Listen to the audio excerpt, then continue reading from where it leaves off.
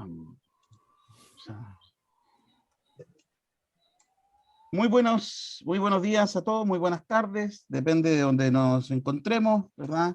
Muy buenos días para quienes estamos en Chile, en Argentina, también quienes nos están siguiendo desde Brasil. Y muy buenas tardes para quienes están desde España siguiéndonos. Para mí es un verdadero honor, un placer también y una gran alegría poder presentar a, al doctor Juan Martos Quesada, eh, profesor, ¿verdad?, de la Universidad Complutense de Madrid, a la vista de la Universidad Complutense de Madrid, donde fue durante mucho tiempo director, ¿verdad?, justamente del departamento, y con quien me une una vinculación no solamente profesional, sino que también de amistad, una amistad que ha perdurado en el tiempo y que en base a la misma tenemos la generosidad hoy de que él pueda estar con nosotros, dándonos a conocer su conocimiento en los temas, ¿verdad?, relacionados fundamentalmente con el derecho islámico, que tanto ha hecho y que tanto, del cual tanto sabe Juan, y que lo ha transformado en un verdadero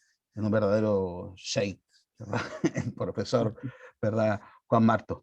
Así que, sin más, agradecerle al profesor Juan Martos Quesada y agradecerle a todos los que están hoy en la presencia de este nuestro seminario internacional de estudios medievales. Así que vamos a darle la palabra a Juan. Cuando quieras, Juan, muchas gracias por tu generosidad y por estar con nosotros. Pues muchas gracias, Diego. Buenos días para Chile, buenas tardes para España, aquí desde Madrid. Pues ya lo ven ustedes, si Diego Melo nos llama a rebato, venimos todos a participar en las jornadas. Es así lo que tiene la amistad en el mundo académico, que nos ayudamos unos a otros. Bien, hoy me gustaría pasar un rato hablando sobre un tema que creo que puede ayudar a entender mejor la sociedad andalusí, la sociedad de Al-Ándalus, que es el maliquismo como una de sus señas principales de su identidad jurídico-religiosa. Hablando de Al-Ándalus, hablar de Al-Ándalus siempre es casi apasionante, porque es un hecho histórico de difícil encaje en la historia de la Europa occidental, en la historia de Occidente. Primero porque es un país musulmán en el oeste de la Europa medieval. Cuando toda la Europa medieval era cristiana, pues siempre este hecho sorprende. Algunos no lo aceptan y entonces lo intentan disfrazar de un accidente histórico que gracias a la reconquista de los reinos cristianos del norte de la península se pudo resolver tras 800 años. Otro gran tema polémico cuando hablamos de Al-Ándalus es cómo entraron los árabes en España. ¿Fue una entrada militar, como dicen las crónicas, como canónicamente se ha aceptado, o más bien como otros historiadores y arabistas, como González Ferrín, afirman de que en realidad el Islam llegó a la península como una especie de tsunami ideológico que recorría todo el Mediterráneo, alcanzó el arrianísimo y de ahí proviene y demás. Otra cosa también que siempre llama la atención es su larga duración, 800 años. Claro, 800 años de permanencia institucional del Islam en la península. Lo que pasa es que en esos 800 años hubo reinos que no tienen que ver uno nada con el otro. Nada tiene que ver el Emirato, el Califato Omeya, por ejemplo, con la hegemonía almorávide o almohade o el reino nazarí de Granada. El mito de las tres culturas es un mito que acompaña siempre al Andaluz y habría épocas en que se llevarían todo el mundo bien, los judíos, los cristianos y los mozárabes y los musulmanes, y otras etapas que no se llevaban tan bien. Pero en fin, es un mito bonito, yo no lo voy a desmontarlo ahora. O el papel del mozárabe y los muladí. Los mozárabes, perdona, es que hay una interferencia.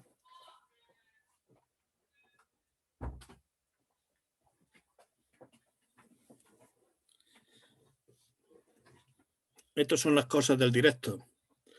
El papel de los mozárabes y los muladí. Los mozárabes, ¿por qué los cristianos se integraron tan bien en la en la sociedad andalusí, nunca crearon excesivos problemas, sobre todo en los siglos 9, 10 y 11.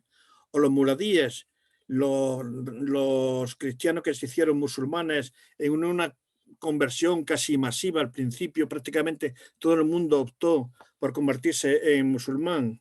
En fin, muchas preguntas tiene Al-Ándalus y no vamos a responderlas ahora, pero hoy quiero fijarme en un hecho característico suyo que pasa más desapercibido y un poco más allá de todos estos temas tan mediáticos. Una señal intrínseca es la hegemonía innegable que el maliquismo tuvo en Al-Ándalus. Primero vamos a ver qué es esto del maliquismo, porque no todo el mundo tiene por qué saber lo del maliquismo. En fin, me gusta decir siempre que no existe solo un Islam, que hay diversos islames. El Islam se vive de distinta forma en Indonesia que en Nigeria. Son distintas maneras de entenderlo. Todos parten de un mismo hecho, del Islam, pero hay muchas maneras de entenderlo. Las dos grandes corrientes que hay lo definen. Están los chiitas por un sitio y los suníes por otro. Los suníes son la mayoría en el mundo islámico, pero no es la única escuela que hay, la única corriente que hay. Estos suníes, además, tienen diversas escuelas, diversas maneras de entender su sociedad y su sistema jurídico religioso. Por eso hablamos de que hay 4 grandes secciones, 4 grandes escuelas suníes: la Hanifí, la Malikí, la Chafí y la Hanbalí. Esto para recordar, en fin, poco a los que ya lo saben, no les digo nada nuevo. La más antigua es la escuela Hanifí. Fue fundada por Abu Hanifa, partidario de la analogía como fuente del derecho. Todas las escuelas jurídicas parten de que los grandes pilares del Islam es el Corán por un sitio y los hadices, los dichos y hechos del profeta por otro. Cualquier manifestación jurídica o religiosa tiene que basarse en algo del Corán o en algún hadiz. Pero aparte de esto, siempre cabe un pequeño, una manera de poder ampliar esto y actuarlo. Se puede actuar por analogía. Bien, esto lo dice un hadith, pero por analogía podemos sacar otra conclusión. En fin, esta escuela, la Hanefí, es quizás la más liberal de todas las que existen actualmente en el mundo. Tiene un cierto sello de libertad. Se firmó en Irak durante el gobierno de los abbasíes y después, con el advenimiento del Imperio Otomano, volvió otra vez a renacer y actualmente pues, se extiende pues, prácticamente por el 80% de los países suníes. Después tenemos la escuela malikí, de la que hoy vamos a hablar. Fue fundada por Malik ben Anas, nació en el 711, el mismo año en que los árabes entraron en España. Malik era un gran sabio, un gran ulema de Medina, y entonces lo que hizo fue recoger los hadices más rigurosos que existían sobre el profeta en la ciudad. Él recogía estos hadices, era muy riguroso en ellos y le daba una cierta interpretación, pero siempre la suya. Por eso decimos que la escuela malikí se basa en la opinión personal, pero la opinión personal no de cualquiera, sino de un sabio de la ciudad de Medina. Fue la que al final se extendió por todo el Magreb y por Al-Ándalus. Posteriormente, en el siglo siguiente, nacieron 2 escuelas más, de carácter más conservador. La escuela Chafí, fundada, en fin, ahí lo tienen ustedes, Abdallah Muhammad ben Idris Chafí, está ligada al uso y el hadith, la base. Y entonces no quiere saber nada ni de deducciones, ni analogía, ni consenso, ni nada. Es lo que dice el Corán o lo que dice el hadith y no se puede interpretar de otra manera. Está actualmente muy extendida por los países de la península arábiga, por África Oriental, Indonesia, etc. Y por último está quizás la más conservadora, la escuela Hanbalí, que surgió de la escuela Chafí, dándole una vuelta de tuerca más al conservadurismo. Este está en contra de cualquier innovación, de cualquier vida. No quiere saber nada nuevo. Es lo que dice el Corán y lo que dicen los hadices. Y de ahí no se puede uno salir. Es la que ahora mismo impera en Arabia Saudí con los wahabíes. Bien, ya ven, las 4 escuelas, vamos a hablar sobre una de ellas, sobre el maliquismo. Y lo voy a mirar desde una perspectiva como si fuera un andalusí. Sus bases además del Corán y los hadices, que son las dos grandes pilares, y por supuesto ellos lo respetan, tienen otros dos grandes, que es el rey, la opinión personal de los grandes maestros. Si un gran maestro dice algo, una cierta interpretación sobre un hadiz o una determinada lectura de una ley o del Corán, se da por válido. Es su opinión la que marca. Pero atención, la opinión personal de los grandes maestros maliquíes, no de cualquiera. Esto es clave.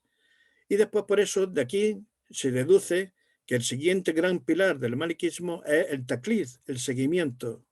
El maliquismo se caracteriza porque los discípulos siguen a sus maestros casi con fervor. Es como si los becarios siguen al catedrático y lo que diga es lo que se debe tener en cuenta. Hay una labor de seguimiento.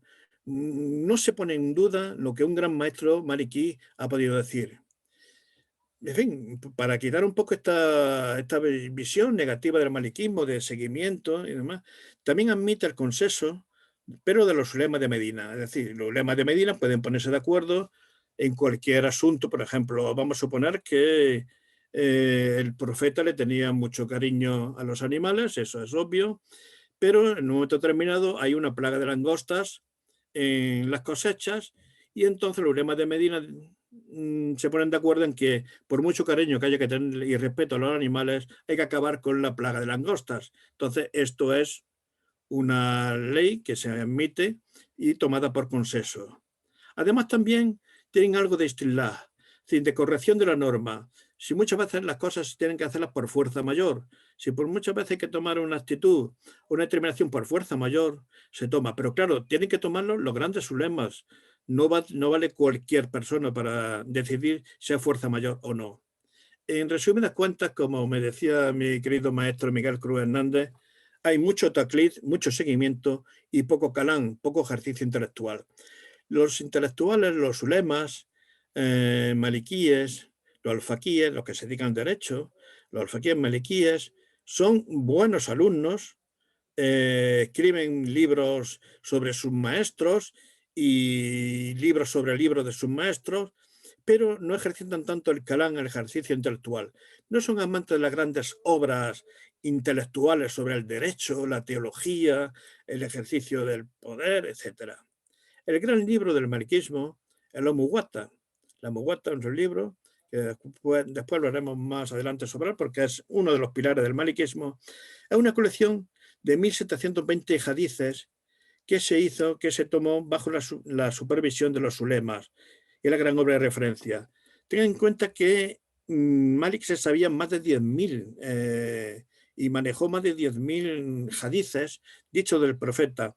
Pero todo aquel que veía que podía tener algo que fuera dudoso, que en su cadena de transmisión fuera dudosa, pues entonces lo rechazaba. Por eso estos 1720 hadices son todos de absoluto rigor en el Islam. Como he dicho, y vuelvo a eso, hay poco estudio de la teología, de los principios jurídicos y más le interesa el derecho práctico. En el maliquismo se dio una gran literatura, pero sobre todo muy práctica, muy de notarios, muy de sentencias de jueces, de fetuas, de muftí, etc. Hay menos interés por los hadices que en Oriente. Los hadices que es un gran campo un gran pilar para poder crear jurisdicción, porque hay hadices que pueden servir tanto para condenar una cosa y otro que puede para liberar la misma cosa. Pero los tradicionistas, los hadices, no tenían tanto glamour como tenían en Oriente. El estudio de la tradición de los hadices no fue nunca bastante reconocida. Iba a decir, no, esto fue bien vista, pero no muy reconocida en Al-Ándalus. Hay mucho manual jurídico y obras prácticas. La mayoría de las obras maliquíes que hemos encontrado y que se han editado y traducido, además, son sobre todo manuales jurídicos, manuales de rituales, etcétera, y obras prácticas en general. Gran importancia de los maestros. Esto tiene una consecuencia. La importancia de los maestros desarrolló un género biográfico, tabacat, en el cual se recogen las biografías de estos maestros, porque era necesario dejar claro que un maestro que había llevado un hadith o había dicho un hadith, pues tenía que dejar claro de dónde lo había sacado. Por eso, por ejemplo, vamos a ver que, por recordar, los hadices tienen dos cosas: el contenido del hadith, el hecho, lo que cuenta, y la cadena que lo ha transmitido, la cadena de gente que lo ha transmitido. Por ejemplo, vamos a suponer que hay un hadith que dice que el profeta dice que no hay que cobrarse la piel del oso antes de cazarlo. Esto dice que lo ha transmitido Malik, que lo tomó de Abu Sa'id, y Abu Sa'id lo tomó de Ali, y Ali lo tomó de Shuhai. Si esa cadena de transmisión es válida, es sólida, todos son maestros reconocidos que nunca mintieron y son muy auténticos, ese hadith es auténtico, aunque en su vida el profeta hubiera podido ver un oso y demás. O, por ejemplo, en la importancia de los maestros, había muchos que creaban hadices según sus intereses. Si yo en la escuela, yo soy un gran muftí, y en la escuela mi hijo, el maestro, lo ha suspendido, pues entonces hago un hadith, me invento un hadith que va en contra de los maestros, y me invento una cadena de transmisores un poco deteriorada, pero le digo, bien, esto me ocurría. Por eso, para evitar estas cadenas de transmisiones falsas o erróneas, es por lo que surge el género biográfico, el género de Tabacat. La escuela, cuando el maliquismo apareció en Al-Ándalus, prácticamente en el siglo VIII, pues no era la única escuela. Había una escuela que quizás se hubiera desarrollado si no hubieran venido los omeyas, pero acabaron viniendo al Ándalus, que es la escuela Ausaí. ¿Por qué el maliquismo se expandió de manera total, de manera absoluta, sin fisuras, de forma hegemónica en Al-Ándalus? Pues hay varias teorías, como siempre, como en todo. Obviamente la más importante es el impulso de los omeyas. Si los omeyas no hubieran querido que el maliquismo se hubiera extendido, en Al-Ándalus no se hubiera extendido otra escuela. También lo hicieron pues porque cuando los abbasíes, que fueron los que dieron el golpe que derrocaron a los omeyas en Oriente, adoptaron el hanafismo. Entonces yo creo, los omeyas, el omeya de Ramán que vino al Andalus, siguió manteniendo el maliquismo como la escuela prioritaria auténtica. Esto es lo que opinan todos los grandes arabistas como Dossi, Levi Provenzal, López Ortiz, Aguilera Plecalzulo, etc. Pierre Guichard también tiene una teoría, siempre hablando el gran estudioso de la tribalización de Al-Ándalus, de que el maliquismo es una escuela que encaja bastante bien con la estructura tribal, por su carácter piramidal de autoridad. Los maestros son los que tienen la autoridad y va descendiendo esta autoridad y demás. Hay también otra teoría de Idris que dice que el maliquismo tuvo su éxito en Al-Ándalus porque tuvo el apoyo de la clase media de comerciantes, artesanos, mercaderes, profesionales que apoyaron la islamización en Al-Ándalus. Pues es posible, porque si algo le gusta a los comerciantes, a los artesanos y a los mercaderes, es que haya un derecho práctico, pragmático, y no le interesan en absoluto las grandes teorías sobre el derecho o sobre la religión. Quieren las cosas claras y quieren saber los pasos adecuados a seguir siempre. También se ha esgrimido los motivos psicológicos de los andalusíes, como si los andalusíes, pues tampoco fuéramos personas para hacer grandes teorías como los alemanes y demás. Pero en fin, no lo sé. Maki, el gran Mahmoud al-Maki, el gran arabista hispanista, dijo que no, que esto no tenía nada que ver, que pues, se hizo porque los andalusíes aceptaron el maliquismo por su pragmatismo. También Talvi, que me enseñó tanto en Argelia sobre el maliquismo, subraya que había en Al-Ándalus, siempre hubo un cariño especial o una subyugación por los tiempos de los primeros tiempos del Islam. Por eso los maestros de Medina eran muy reconocidos y muy queridos y muy tenidos en cuenta en Al-Ándalus. También hay razones geográficas. El hanefismo está en Irak, en Bagdad, está muy lejos, demasiado lejos para un andalusí. Normalmente los viajes de los andalusíes, cuando salían al extranjero a estudiar, cogían un barco de alguno de los puntos de la costa de Al-Ándalus e iban a Kairawan, el actual Túnez. Allí en Kairawan era un punto importante, un centro cultural maliki, en donde aprendían. Pasaba un año aprendiendo de los maestros de Kairawan y después otra vez en barco iban hasta el Cairo. En el Cairo estaban otro añito aprendiendo de los maestros. Vamos, todo dependía del dinero que tuvieran, claro. Aprendiendo de los maestros. Y después desde el Cairo ya, otra vez, ya se dirigían a la península arábiga, a Medina. Y el camino de vuelta pues lo hacían igual. Esto, bueno, iban a Medina, por supuesto, y hacíanla para hacer la peregrinación a la Meca, que era el gran objetivo de los viajes. Era estudiar y aprender de los maestros, pero sobre todo hacer la peregrinación. Y por último, en fin, un poco la oposición a los abbasíes por parte de los omeyas, como dice Maribel Fierro, es quizá la gran excusa, la gran razón por la cual aquí se impuso el maliquismo. ¿Cómo se desarrolló el maliquismo en el Andaluz? Vamos a recordar. Ya saben ustedes, los árabes entraron en el 711. Del 711 al 756, esto era una provincia que dependía de la wilaya de Ifriquilla y dependía del gobierno de Damasco. Cuando en 756 llega el derrocado Omeya Abderramán I, bueno, pues los sirios que hay en Al-Ándalus los reciben, no tan bien como dicen las crónicas, porque tenían miedo de que al final le acabara quitando sus prebendas, y si pues era él, que era el Omeya, el descendiente del profeta, como así ocurrió, y toma el poder y convierte Al-Ándalus en no una provincia independiente, sino en todo un emirato. Pero Abderramán I tenía demasiados problemas para poder legitimar su presencia allí, demasiadas rebeliones abiertas y no se preocupa demasiado por los asuntos de si era el maliquismo o no era el maliquismo y por las cuestiones intelectuales. Abderramán I no fue tenía otros problemas que resolver. Fue su hijo, Hisham I, en 788, 796, el que sí desarrolla, porque tenía fama de ser un buen intelectual, el que desarrolla el maliquismo, porque era una persona bastante piadosa. Incluso fue elogiado por Malik. Malik llegó a elogiar a Hisham I y era amigo de Sahnún.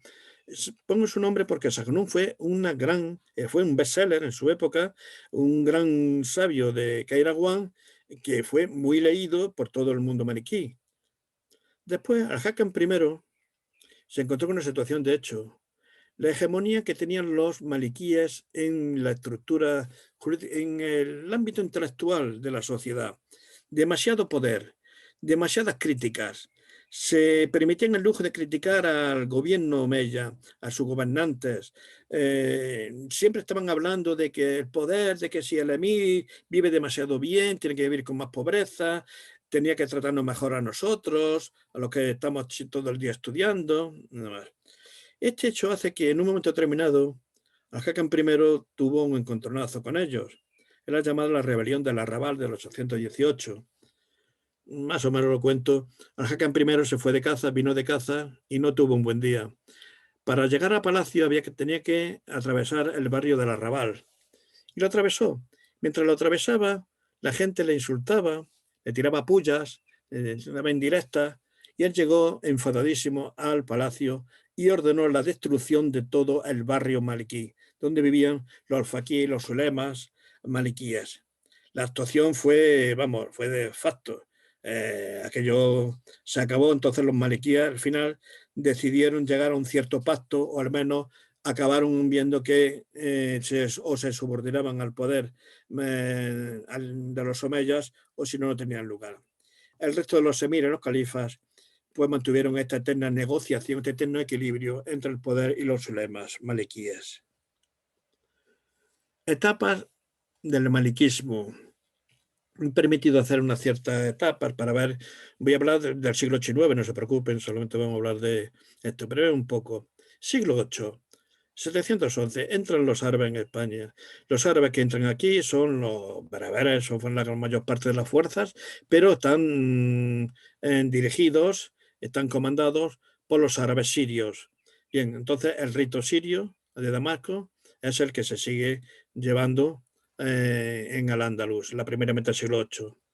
Después de esto empiezan los viajes. A partir del año 756, ya con el Emirato comienzan a viajar los ulemas, los alfaquíes de Al-Ándalus a Oriente y a Egipto.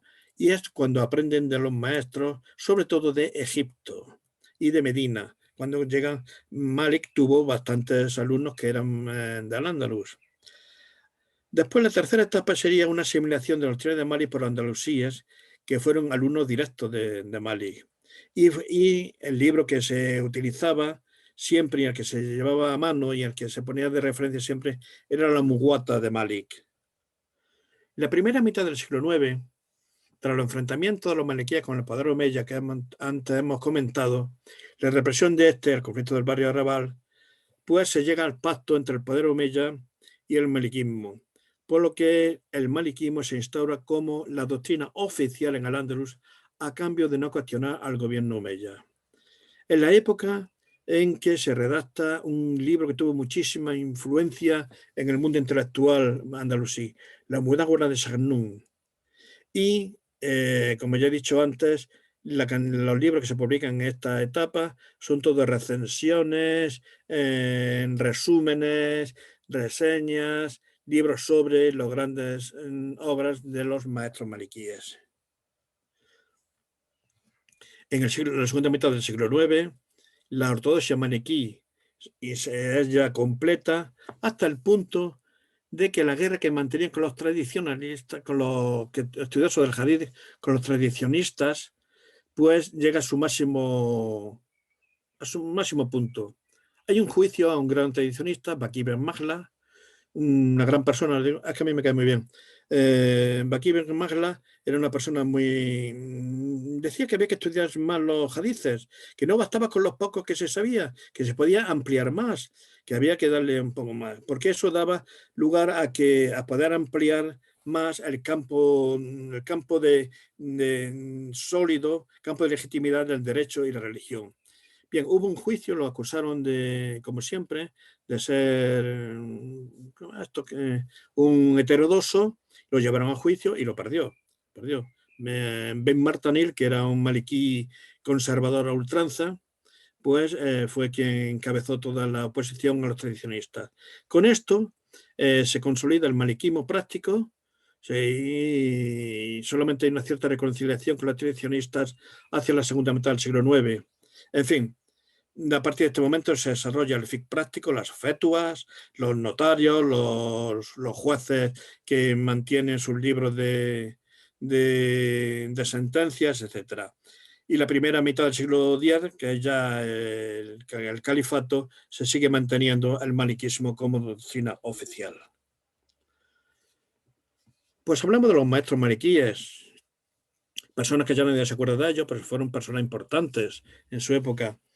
De los maestros de los andalusíes durante el siglo VIII y IX, en este Islán temprano andalusí, el 60% eran orientales y norteafricanos y el 40% andalusíes.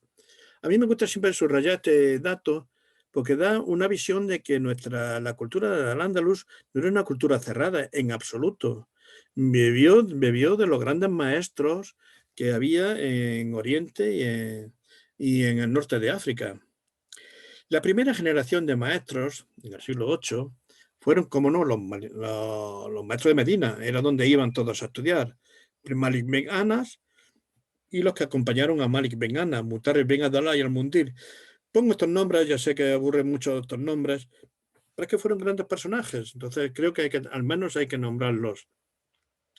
Estudiaban en Medina, de los maestros de Medina, después sobre todo estudiaban en Egipto, estudiaban de los alumnos de Malik. Los alumnos de Malik instalados en el Cairo eran los elegidos por los andalusíes para aprender. Ben al-Qasim fue uno de los grandes, Ashab, otro en Wah. Y después, cuando venían al Andalus, pues aprendían de los andalusíes, de aquellos que ya habían vuelto antes, los alumnos de Malik, Yahya ben Yahya, Al-Ghazi ben Kai. En esta primera oleada de maestros no se aprendía de Kairouan, no se aprendía del norte de África, no era todavía un gran centro cultural, espiritual e intelectual como lo fue después. Por eso la segunda generación de maestros alcanza una gran importancia Egipto. Todo el mundo pasa por el Cairo para aprender los grandes maestros. Muhammad ben Abdel Hakam, Aspas, Yunus, ben Amra, ben Buhair, Muhammad. Menos importancia tiene Oriente. Se notaba que ya estaban los abbasíes, ya dominaban todo el Oriente. Entonces van a Medina, van a hacer la peregrinación, la Meca, como no, eso no está obligado, hay que hacerla, pero ya no se quedan a estudiar.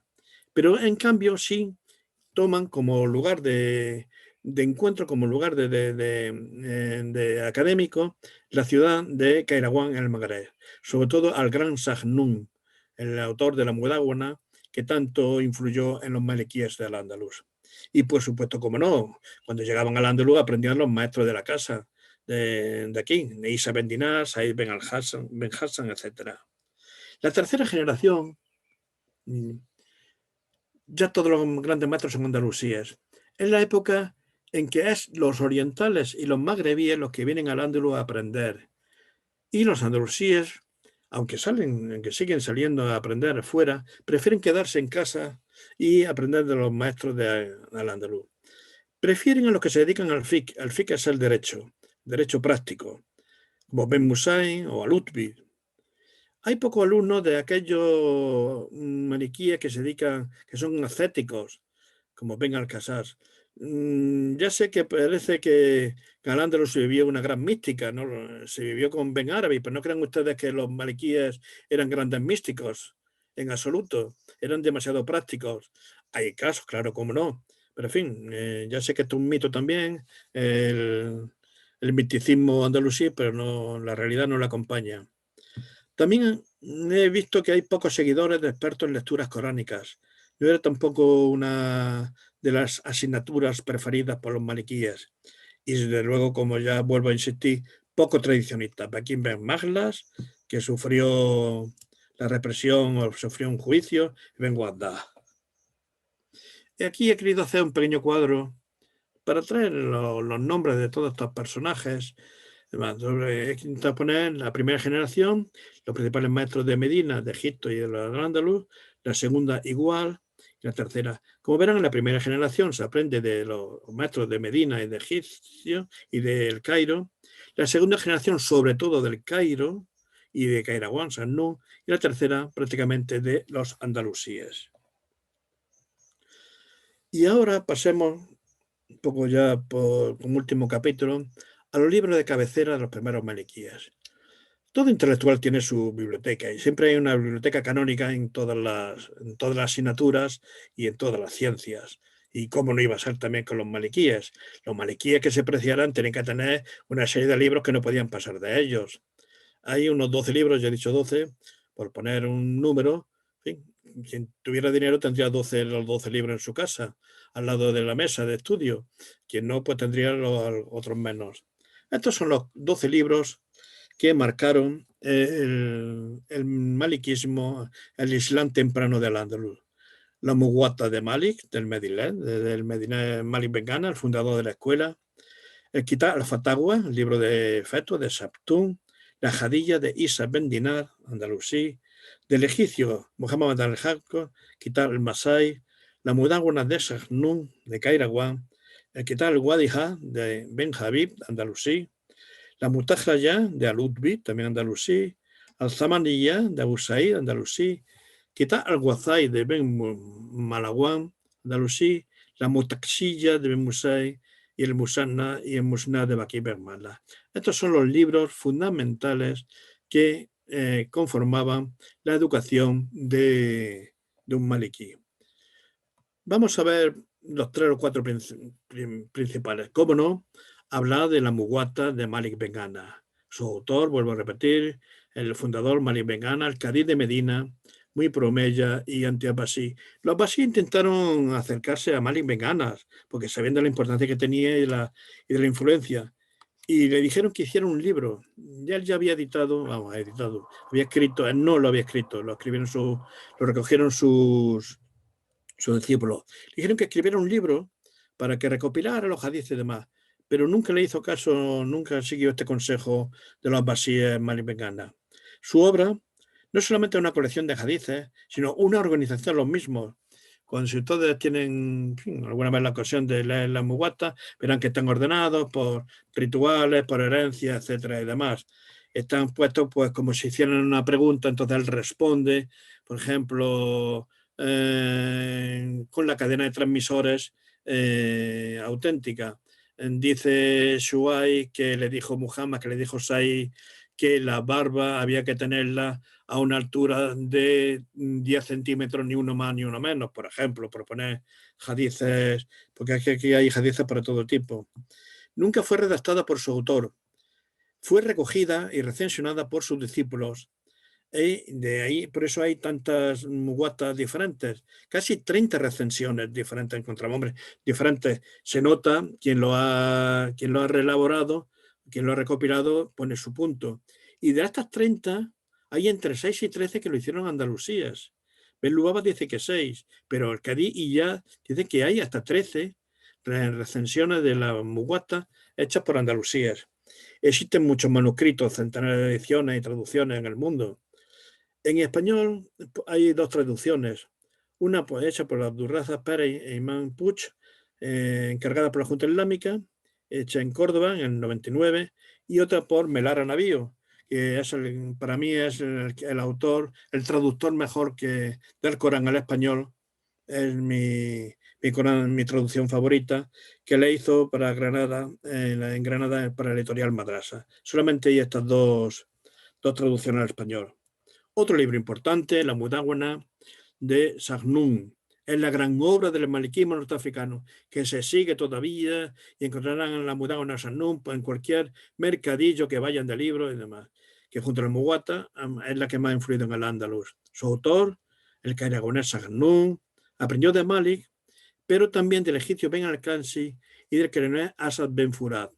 No solamente de Malik, esto voy a recalcarlo porque la composición de la Mudáwana no fue fácil, fue un tanto complicada.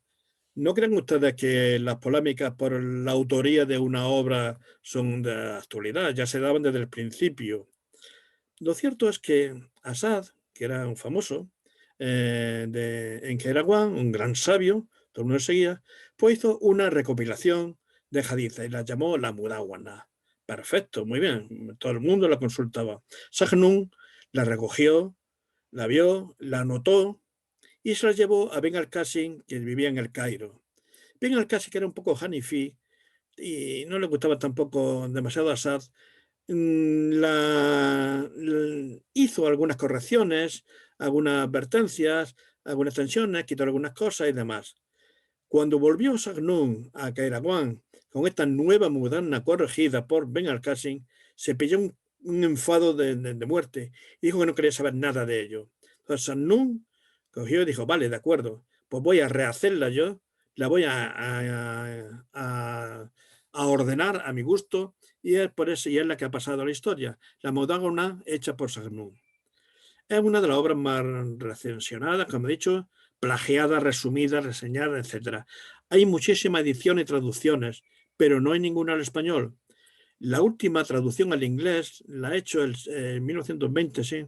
El año pasado, el gobierno marroquí, una edición que hizo para Estados Unidos, que se la pidieron, magnífica, una traducción magnífica al inglés de la Mudáwana de Sahnun.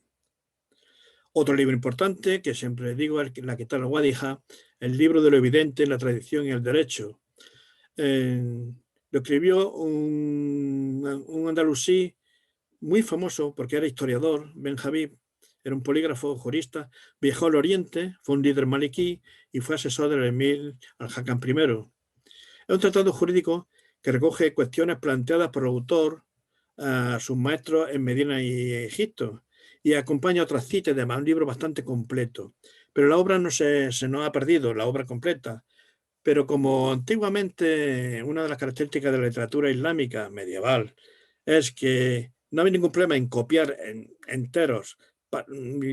capítulos enteros y ponerlo en tu libro. Te puedes encontrar en un libro capítulos de otros autores y demás.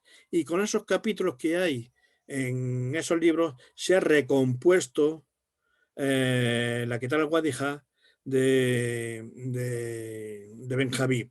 María Arca Campoy, la profesora María Arca Campoy, a través de todos los párrafos y textos que hay en Abid Zamaní, ha recompuesto la Kitab al-Wadijah. Y por último hablaremos de la Utbiyya, porque fue también un libro muy importante para el Islam temprano andalusí. Al-Utbi viajó al Oriente andalusí y fue consejero de Emir Muhammad I. Ya ve cómo los maliquíes siempre estaban al lado del poder.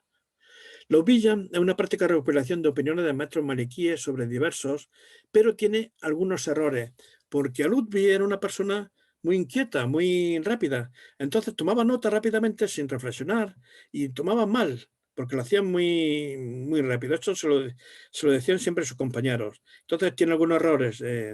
Fue una obra muy conocida en el norte de África y en el Andalus, y a su muerte uno de sus discípulos, Al-Araj, realizó una copia, la ordenó.